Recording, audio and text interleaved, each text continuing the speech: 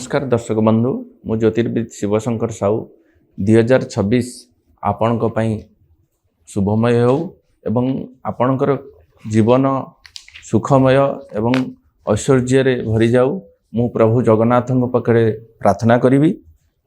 आज विशेष आलोचना विषय रे आमे आलोचना करिबा देखिबा 12टा राशि किभली 2026 आपणकर कटिबो।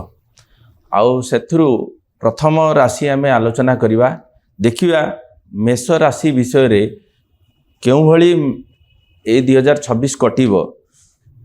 मोर किंचित ज्ञान रु मु आपन को कहवा को चाहूची। देखिबा मेष राशि विषय रे मेष राशि रे बृहस्पति तृतीय स्थान रे अवस्थान करचंती एवं केतु पंचम स्थान रे अवस्थान करचंती एवं शनि द्वादश स्थान रे अवस्थान करचंती। केतु पंचम स्थान रे केतु आपन को शिक्षा क्षेत्र रे बाधक करिवो, संतान बाधक ही पारे, कौनसी जगह रे आपन बिजनेस करचंती किछि खेती भी मध्य सह्य करि पारंती। तृतीय स्थान रे बृहस्पति आपन को स्पीकिंग पावर ग्रो करिवो। जदि आपन वार्तालाप रे कमजोर अछंती ताहा ग्रो करेइबो एवं 9th दृष्टि बृहस्पति रो जो 5th 7th 9th दृष्टि अच्छी बृहस्पति रो दृष्टि आपन को राशि चक्र रो 7th जगह होउची जोटी कि आपण बिजनेस न करथिले किछि बिजनेस मध्य करि पारंती।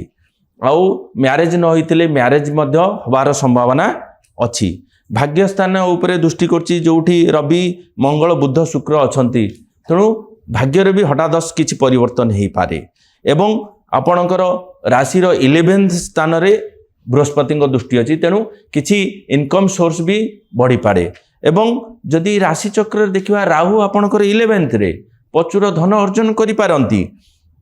सेथि पई आपण 2026 रे कोन करिवे ना किछि वृद्धाश्रम विकलांग एमान को किछि डोनेशन करंतु, किछि खाद्य खाइबा को दियंतु। देखिबे निश्चित भाव रे ए वर्ष बहुत भलरे कटिबो एवं मेष राशि पई जून परे जेहेतु बृहस्पति मिथुन राशि रु कर्कट राशि को जिबे सेतिरे व्यतिक्रम देखा जिवो किंतु वर्तमान एई जो उपाय देली याकू करंतु निश्चित भल हबो।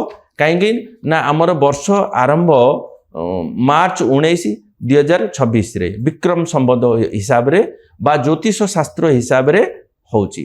तेणु नुआ वर्ष कौन न्यूमोलॉजिकल वर्ष 2026 होची न्यूमोलॉजिकल वर्ष। सेतिरे राजा होचंती सूर्य एवं जदि आमे ज्योतिष शास्त्र रे देखिबा ताले तार राजा होचंती बृहस्पति एवं मंत्री होचंती मंगल। तेणु आपणक पई जो कहिली जे मेष राशि व्यक्ति विशेष विकलांग व्यक्ति खाया दियंतु याकू करवा द्वारा आपणक निश्चित परिवर्तन हबो।